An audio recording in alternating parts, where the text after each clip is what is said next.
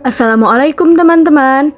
Kami dari kelompok 5 akan membahas mengenai penyediaan, produksi, barang publik, dan barang pribadi, serta perbedaan di dalamnya. Kelompok 5 ini terdiri dari Rezia Marsana Aprilia, Denisa Nopita, Sri Siti Nuraini, dan Mida Syahdini. Selanjutnya adalah pemaparan materi yang akan disampaikan oleh rekan-rekan kelompok 5. Pengertian penyediaan suatu barang. Barang secara umum disediakan oleh perusahaan sebagai keperluan bisnis dalam kegiatan perekonomian. Barang yang dihasilkan oleh perusahaan umumnya ialah suatu entitas organisasi yang dikenal legal, serta dengan sengaja dibuat untuk menyediakan barang-barang baik berupa produk dan jasa kepada konsumen. Sedangkan penyediaan yaitu adalah pelaku usaha yang menyediakan barang atau jasa dengan berdasarkan pada kontrak. Penyedia di sini yaitu adalah perusahaan. Jadi, dapat kita simpulkan bahwa penyediaan suatu barang adalah badan usaha atau perseorangan yang menyediakan suatu barang atau jasa kepada konsumen untuk mendapatkan keuntungan. Barang publik disediakan oleh pemerintah dari anggaran belanja, sedangkan penyediaan barang publik yaitu dilaksanakan oleh badan usaha. Umumnya hanya dilakukan oleh badan usaha yang modal pendiriannya bersumber dari pendapatan negara atau pendapatan pada daerah. Pengadaan serta pelayanan barang publik ialah sebagai salah satu bentuk pelayanan publik. Penyediaan barang publik dengan kualitas yang tinggi umumnya disertai dengan keharusan pembayaran pada masyarakat, yaitu seperti adanya kewajiban dalam membayar pajak. Selanjutnya adalah perbedaan barang publik dan barang swasta. Barang publik adalah barang-barang yang tidak bersifat excludable, yaitu tidak dapat dikecualikan dalam pemanfaatannya, dan juga tidak bersifat rival. Maksudnya bukan merupakan barang saingan dalam pemanfaatannya, seperti sistem peringatan tsunami, sistem pertahanan nasional, sistem hukum nasional, penerangan jalan, jalan raya lancar, dan lain-lain. Adapun karakteristik barang publik diantaranya bersifat tanpa persaingan. Yang kedua, bersifat tanpa pengorbanan biaya atau non-eksklusif. Yang ketiga, bersifat rivalry, akan tetapi non-eksklusif. Yang keempat, bersifat non-rivalry tetapi eksklusif. Sedangkan barang swasta atau barang privat adalah barang yang bersifat excludable atau dapat dikecualikan dalam pemanfaatannya, juga rival yang merupakan barang saingan dalam pemanfaatannya, seperti makanan dan minuman, perumahan, pakaian, kendaraan, dan lain-lain. Adapun sifat barang private tersebut adalah rivalrous consumption, excludable consumption, scarcity atau depletability atau finite. Secara singkat, perbedaan barang publik dan barang swasta dapat dilihat pada tabel. Barang yang bersifat rivalry dan eksklusif disebutnya barang swasta murni, contohnya sepatu, baju, sepeda motor. Selanjutnya, barang yang bersifat eksklusif tetapi non-rivalry disebutnya barang publik semu, contohnya seperti rumah sakit, transportasi umum, jalan tol, dan pemancar TV. Adapun barang yang bersifat non-eksklusif akan tetapi rivalry adalah barang publik semu, contohnya seperti taman, bis kampus, dan lain-lain. Dan barang non-eksklusif juga non-rivalry adalah barang publik murni, contohnya seperti hankam, peradilan, jalan raya, irigasi, dan juga lain-lain.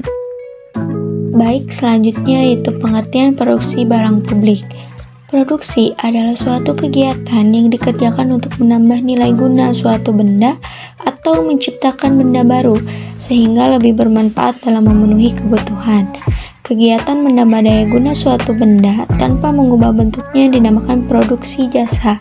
Sedangkan kegiatan menambah daya guna suatu benda dengan mengubah sifat dan bentuknya dinamakan produksi barang.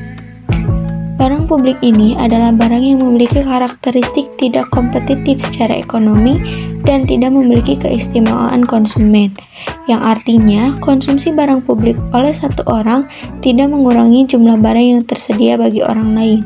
Setiap orang berhak menikmati manfaat barang publik, jadi dapat disimpulkan bahwa produksi barang publik adalah suatu kegiatan penciptaan barang yang sifat penggunaan barangnya ini dapat dinikmati dan dimanfaatkan oleh semua orang tanpa kekhususan konsumen. Selanjutnya ada macam barang. Macam barang ini terdiri dari 4, yaitu yang pertama ada barang pribadi, yang dimana barang pribadi ini adalah barang-barang yang excludable dan rival. Yang kedua ada barang publik, adalah barang-barang yang tidak excludable dan juga tidak rival, yang artinya siapa saja tidak bisa mencegah untuk memanfaatkan barang ini, dan konsumsi seseorang atas barang ini tidak mengurangi peluang orang lain melakukan hal yang sama. Yang ketiga ada sumber daya milik bersama, adalah barang-barang yang tidak excludable namun rival. Yang contohnya di sini adalah ikan laut.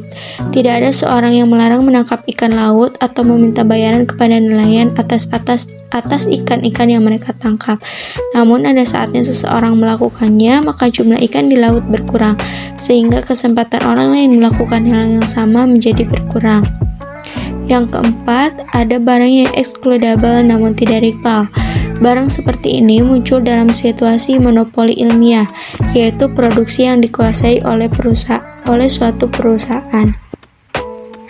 Selain dari macam barang ini, terdapat barang publik yang penting, di antaranya ada pertahanan nasional. Karena jika suatu negara berhasil dipertahankan, tidak ada seorang pun yang bisa mencegah untuk menikmati manfaatnya. Yang kedua ada penelitian ilmu pengetahuan. Jika seseorang matematikawan menemukan sebuah teorema baru, maka teorema tersebut akan masuk ke dalam ilmu pengetahuan yang boleh dimanfaatkan siapa saja secara gratis. Karena pengetahuan adalah barang publik, maka perusahaan-perusahaan swasta yang mencari keuntungan cenderung untuk menumpang gratis pada pengetahuan yang ditemukan oleh pihak lain.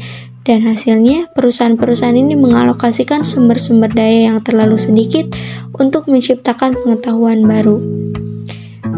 Barang publik yang penting yang ketiga yaitu pengentasan kemiskinan. Sistem kesejahteraan bersama memberikan sedikit uang kepada keluarga miskin. Begitu juga program makanan murah yang ditunjukkan untuk mengurangi biaya pembelian makanan bagi keluarga miskin. Berbagai program tempat tinggal dari pemerintah membuat harga tempat tinggal lebih terjangkau.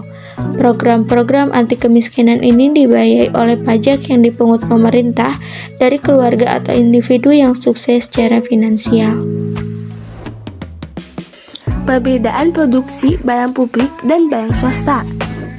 Barang produksi milik publik bisa dipahami sebagai sesuatu yang dapat dinikmati atau dibutuhkan oleh semua orang. Tidak ada sistem pembatasan untuk setiap orang yang mempergunakannya, dan tidak perlu mengeluarkan biaya untuk mendapatkannya. Barang publik tidak memiliki sisi pasar yang bisa menyeimbangkan antara permintaan dan persediaan, maka akan menyebabkan kondisi adanya daya dukung, daya asimilasi, dan daya memperbarui sehingga menimbulkan pencemaran, kerusakan lingkungan jika tidak diawasi dan dikelola dengan baik.